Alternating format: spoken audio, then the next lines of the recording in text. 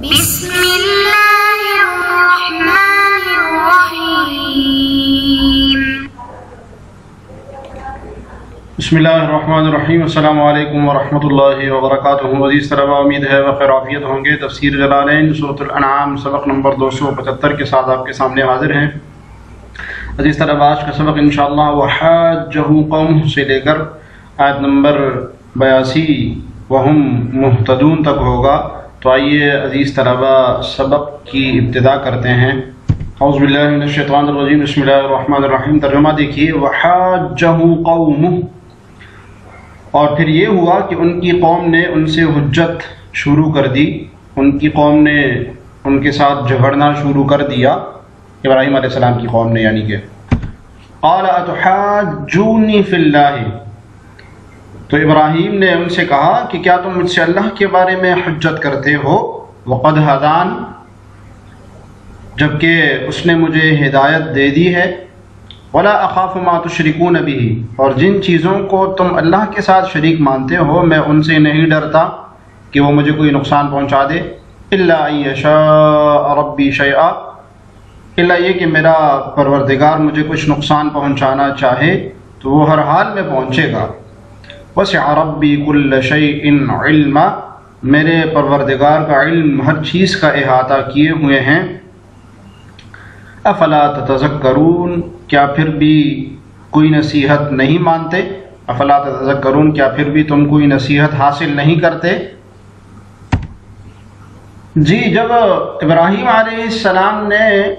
قوم کو دلائل عقلیہ کے ساتھ سمجھانا شروع کر دیا اور قوم کے سامنے یہ بات واضح ہو گئی کہ یہ تو ہمارے معبودان باطلہ جو ہمارے بت ہیں ان کو برا بھلا کہتے ہیں، تو ان کی قوم ان کے ساتھ جھگڑنے لگی، لڑنے لگی، دلائل پر اتر آئی۔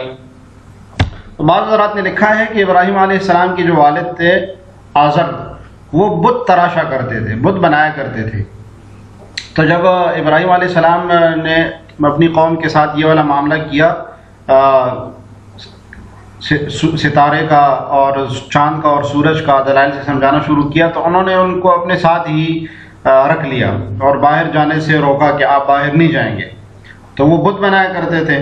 تو بت بیچنے کے لیے وہ ابراہیم علیہ السلام کو پھر باہر بھیج دیتے کہ آپ جا کے ان بتوں کو بیچ کے آ جائیں۔ تو وہ جب باہر جاتے تو وہ منادی اس طرح لگاتے کہ کون ہے جو مجھ سے ایسے بت خریدے جو کہ نہ نفع پہنچا سکتے ہیں اور نہ کوئی نقصان، تو ان سے کوئی بھی وہ بت خریدتا نہیں تھا۔ تو جب شام ہوتی تو پھر وہ ان کو پانی پلانے کے لیے، بتوں کو پانی پلانے کے لیے نہر کے کنارے لے جاتے اور بت کا منہ پانی کے نیچے کر کے استحزان اس کو کہتے کہ پانی پیو، تمہیں تو پیاس لگی ہے، پانی پیو۔ تو ان چیزوں کی وجہ سے ابراہیم علیہ السلام کی جو قوم تھی ان کے سامنے ان کی بات واضح ہو گئی کہ یہ تو ہمارے جو معبود ہیں ان کو برا بھلا کہتے ہیں، ان کے استہزاء کرتے ہیں۔ تو وہ جھگڑنے لگے ابراہیم علیہ السلام کے ساتھ، دلائل پر اتر آئے۔ جادلوہ فی دینہ وحددوہ بالاصنام، تو وہ ان کے ساتھ ان کے دین کے معاملے میں مجادلہ کرنے لگے۔ صاحب جلالین اس طرف اشارہ کر رہے ہیں کہ حاجہ یہاں پر دلائل کی بنیاد پر بحث کرنا مراد نہیں ہے، محاجات وہ مراد نہیں ہے، بلکہ خالصتاً لڑنا مراد ہے کہ ان کی قوم ان کے ساتھ لڑنے لگی۔ وحددوہ بالاصنام، اور ان کو ڈرایا بتوں سے، ان کو بتوں سے ڈرایا کہ تم ہمارے بتوں کو اگر اس طرح کرو گے تو وہ تمہارے ساتھ یہ والا معاملہ کر لیں گے، ڈرایا دھمکایا۔ ان تصیبہ بسوء ان ترکہا، کہ وہ مصیبت پہنچ جائے گی، ان کو کوئی برائی پہنچ جائے گی، ان ترکہا، اگر ان بتوں کی عبادت انہوں نے چھوڑ دی۔ ابراہیم علیہ السلام نے اگر اس کی قوم نے کہا کہ اگر آپ نے ترک کر دیا ان کو، ان معبودان ان ترکہا، کیا مطلب ان ترک عبادتہا، ان کی عبادت کو اگر آپ نے ترک کر دیا، چھوڑ دیا، تو آپ کو یہ مصیبت پہنچا دیں گے، کوئی برائی پہنچ جائے گی آپ کو۔ خطیب بغدادی رحمۃ اللہ علیہ کا یہ کہنا ہے کہ ان ترکہا کہنا، جو صاحب جلالین نے ان ترکہا کہا ہے ابراہیم علیہ السلام کے لیے، یہ لفظ غیر مناسب ہے، کیونکہ ترک فعل ارتکاب فعل کے بعد ہوتا ہے۔ تو ان کی قوم نے جو ان کو کہا ان طرح کہا اگر وہ چھوڑ دیں ان کی عبادت کرنے کو، تو اس کا مطلب ہے کہ ان کی عبادت کا ارتکاب ابراہیم علیہ السلام نے کیا ہوگا، اس لیے تو ترک کرنے کا کہہ رہے تھے۔ تو خطیب بغدادی رحمۃ اللہ علیہ فرماتے ہیں کہ ترک کا لفظ یہاں پر استعمال کرنا بالکل بھی غیر مناسب ہے انبیاء کرام کے لیے، ابراہیم علیہ السلام کے لیے۔ ہاں یوں کہہ سکتے ہیں کہ ان تصیبہ بسوء ان لم یرجع عن الکلام، اگر آپ اپنی ان باتوں سے نہ لوٹے تو پھر وہ آپ کو مصیبت پہنچا دیں گے، اس طرح کہنا مناسب ہے۔ ولا تحاجونی، ابراہیم علیہ السلام جواب میں کہنے لگے کیا تم میرے ساتھ جھگڑا کرتے ہو، تم میرے ساتھ لڑائی کرتے ہو فی اللہ، اللہ تعالیٰ کے متعلق؟ جی بتشدید النون، ولا تحاجونی کی قراتیں بیان کر رہے ہیں صاحب جلالین، اس میں دو قراتیں ہیں، ایک تشدید والی ولا تحاجونی نون کی تشدید کے ساتھ، اور وہ تخفیفہا اور اس کی تخفیف کے ساتھ ولا تحاجونی نون مشدد نہیں ہوگا۔ اب تشدید والی قرات میں تو دو نون ہیں، دو نون ہوں گے، ایک نون وقایا کا اور ایک نون مضارع کا۔ اتحاجون تحاجون نی، تو نون کو نون میں مضم کر دیا، تحاجون نہ ہو گیا۔ اور تخفیف والی صورت جب ہوگی ولا تحاجونی بغیر تشدید والی، تو اس میں پھر دو صورتیں ہوں گی کہ کون سا نون حذف کریں گے، کون سی نون کو حذف کیا جائے گا، تو اس میں دو رائے ہیں بعض نحویین کے ہاں۔ التحاجوننی میں جو نون مضارع ہے اس کو حذف کیا جاتا ہے، اور فرا جو ہے ان کے ہاں جو نون وقایا ہے اتحاجوننی، یہ جو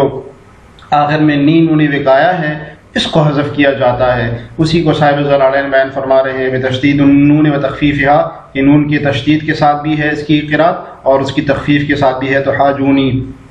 بحذف۔ اب تخفیف والی قرات میں کیا ہوگا، ایک نون کے ساتھ کیا ہوگا، تو ایک نون کو حذف کیا جائے گا بحذف احدى النونین، ایک نون کے حذف کے ساتھ ایک نون کو حذف کیا جائے گا۔ اب کون سا نون حذف کیا جائے گا اس کے بارے میں دو رائے ہیں۔ وہی نون الرفع عند النحاة، تو عام نحویین کے ہاں نون رفع یعنی کہ فعل مضارع کا جو نون ہے اس کو حذف کیا جائے گا، اور نون الوقایہ عند الفراء، اور امام فراء کے نزدیک نون وقایہ تحاجوننی جو آخری نون ہے اس کو حذف کیا جائے گا۔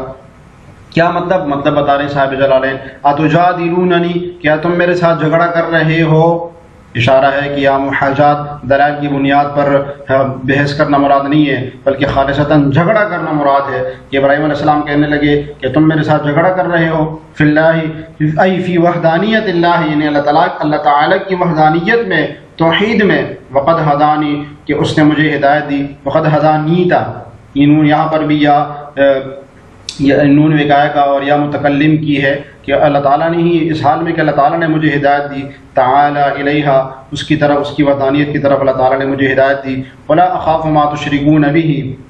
جی اب جیسے اوپر گزرا وقد حددوہ بالاصنام، کہ ان کی قوم نے بتوں سے ڈرایا ابراہیم علیہ السلام کو،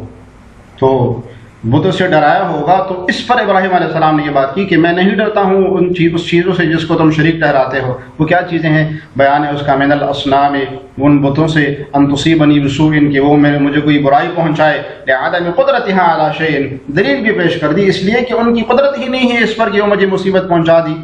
دے۔ تو اب قدرت کس کی ہے اس کا بتا رہے ہیں صاحب جلالین، الا لیکن، اشارہ کہ الا لیکن کے معنی میں ان یشاء ربی شیئا، کہ میرا رب کچھ کرنا چاہے، کچھ برائی پہنچانا چاہے، من المکروہ، کچھ برا کرنا چاہے، یصیبنی جو کہ مجھے پہنچے، فیکون تو وہ ہو کر رہے گا، وسع ربی کل شیء علما، میرے رب کا علم ہر چیز کو وسعت دیتا ہے، ہر چیز کی وسعت ہے، ای وسع علمہ کل شیء، جی وسع علمہ کل شیء میں صاحب جلالین اس طرف اشارہ کر رہے ہیں کہ علماً جو تمیز واقع ہو رہی ہے یہ محول عن الفاعل ہے، یعنی اصل میں وسع کا فاعل علم ہی ہے کہ اللہ تعالیٰ کا، میرے رب کا علم وسیع ہے، ای وسع علمہ یعنی میرے رب کا علم وسیع ہے، ہر کل شیء ہر چیز کو، افلا تتذکرون پھر تم کیوں نصیحت حاصل نہیں کرتے، بہذا اس بات سے، فتؤمنون کہ تم ایمان لے آؤ، یعنی پھر تم ایمان کیوں نہیں لاتے ہو، حاصل معنی یہ ہے، وکیف اخاف ما اشرکتم ولا تخافون انکم اشرکتم باللہ، ترجمہ دیکھیے، اور جن چیزوں کو تم نے اللہ کا شریک بنا رکھا ہے میں ان سے کیسے ڈر سکتا ہوں، وکیف اخاف میں کیسے ڈر سکتا ہوں، ما اشرکتم جن چیزوں کو تم نے اللہ کا شریک بنا رکھا ہے، ولا تخافون انکم اشرکتم باللہ جبکہ تم ان چیزوں کو اللہ کا شریک ماننے سے نہیں ڈرتے، ما لم ينزل به علیکم سلطانا جن کے بارے میں اس نے تم پر کوئی دلیل نازل نہیں کی ہے، فأی الفریقین احق بالامن ان کنتم تعلمون۔ اب اگر تمہارے پاس کوئی علم ہے تو تم بتاؤ کہ ہم دونوں فریقوں میں سے کون بے خوف رہنے کا زیادہ مستحق ہے۔ فأی الفریقین احق بالامن، کون سا فریق بے خوف رہنے کا زیادہ مستحق ہے، ان کنتم تعلمون، اگر تم علم رکھتے ہو۔ تو ابراہیم علیہ السلام نے ان کو یہ بات بھی کی کہ ڈرنا تو تمہیں چاہیے جو تم مجھے ڈراتے ہو، میں تو معبود حقیقی کا پرستار ہوں، میں تو اللہ تعالیٰ کی عبادت کرتا ہوں۔ تم نے وہ کام کیا ہے جس کا اللہ تعالیٰ نے تمہیں حکم ہی نہیں دیا، کوئی دلیل ہی نہیں ہے تمہارے پاس، اس لیے ڈرنا تو تمہیں چاہیے، مجھے کیوں ڈراتے ہو؟ یہ وَكَيْفَ أَخَافُ مَا أَشْرَكْتُمْ بِاللَّهِ، کیسے میں ڈروں تمہیں کہ تم جو شریک ٹھہرایا ہے جس کے ساتھ باللہ، اللہ تعالیٰ کے ساتھ، اور وہی وہ ایسی چیز ہے لا تضر ولا تنفع، جو نہ نقصان پہنچا سکتی ہے نہ نفع، ولا تخافون انتم من اللہ، اور تم ڈرتے نہیں ہو اللہ تعالیٰ سے، انکم اشرکتم باللہ، کہ تم نے شریک ٹھہرایا اللہ تعالیٰ کے ساتھ فی العبادت، عبادت میں، ما لم ينزل به، اس چیز کو جو اللہ تعالیٰ نے اتارا نہیں ہے، اس کو بعبادت ہی، اس کی عبادت کے ساتھ، علیکم سلطانا، تمہاری اوپر کوئی دلیل نہیں اتاری ہے، حجتاً و برہانا، کیا سلطانن سے کیا مراد ہے؟ کوئی دلیل، کوئی حجت، وہو القادر علی کل شیء، حالانکہ وہ تو ہر چیز پر قادر ہے، اگر اس نے حکم دینا ہوتا تو میں تو اس چیز کا بھی حکم دے دیتا۔ فأی الفریقین احق بالامن، تو کون سا فریق ہے جو بے خوف رہنے کا زیادہ حقدار ہے، یعنی کون سے فریق کو ڈرنا نہیں چاہیے، انحن ام انتم، ہمیں یا تمہیں؟ کون مراد ہے اس سے؟ انحن سے موحدون مراد ہے، ابراہیم علیہ السلام اپنی طرف اشارہ کر رہے تھے، موحدون، جو ہم ایک اللہ تعالیٰ کو واحد یکتا وحدہ لا شریک مانتے ہیں، ہم زیادہ بے خوف رہنے کے حقدار ہیں، ام انتم، یا تم مشرکون، جو تم بتوں کی عبادت کرتے ہو، ان کنتم تعلمون، اگر تم جانتے ہوتے، من الاحق به، کہ کون زیادہ حقدار ہے، ای وہو نحن، یعنی وہ تو ہم ہی ہیں، وہ بے خوف رہنے کے زیادہ حقدار تو ہم ہی ہیں، اتبعوہ، لہذا تم اللہ تعالیٰ کی اتباع کرو، الذین آمنوا ولم یلبسوا، ترجمہ دیکھیے، حقیقت تو یہ ہے کہ جو لوگ ایمان لے آئے ہیں اور انہوں نے اپنے ایمان کے ساتھ کسی ظلم کا شائبہ بھی نہیں آنے دیا، ولم یلبسوا ایمانہم بظلم، اور انہوں نے اپنی ایمان کے ساتھ کسی ظلم کا شائبہ بھی نہیں آنے دیا، اولئک لہم الامن وہم مہتدون، امن اور چین تو بس انہی کا حق ہے اور وہی ہیں جو صحیح راستے پر پہنچ چکے ہیں۔ جی حضرات، ابراہیم علیہ السلام اور ان کی قوم کے ساتھ جو ان کا مکالمہ ہوا اور مباحثہ ہوا، وہ بیان فرمانے کے بعد اب اللہ تعالیٰ ایک مستقل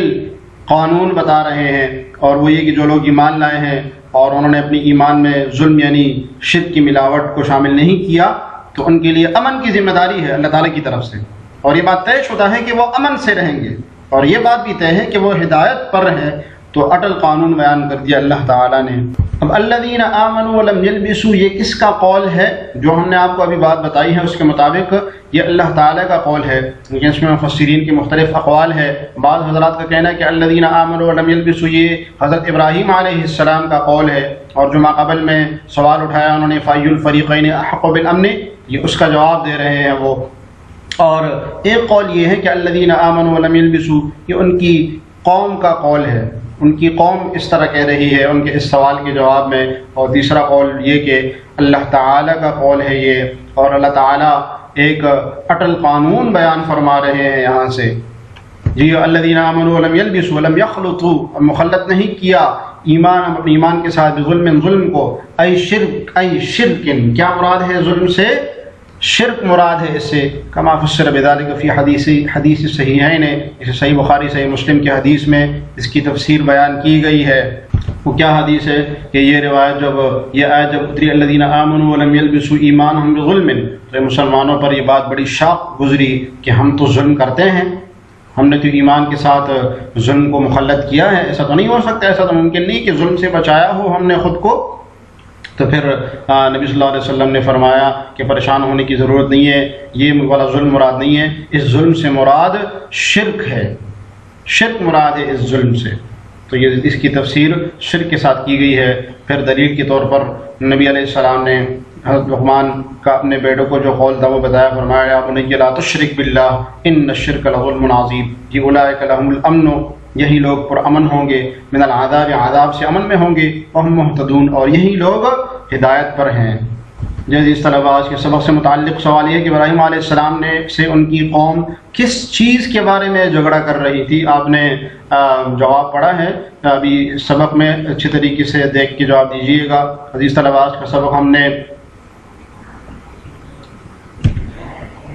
وحاجہ قوموں سے لے کر آیت نمبر 82 وہم مہتدون تک پڑھا۔ دعا ہے کہ اللہ تعالی ہمیں تفسیر جلالین پڑھنے سمجھنے اور اس پر عمل کرنے کی توفیق عطا فرمائے۔ السلام علیکم ورحمۃ اللہ وبرکاتہ۔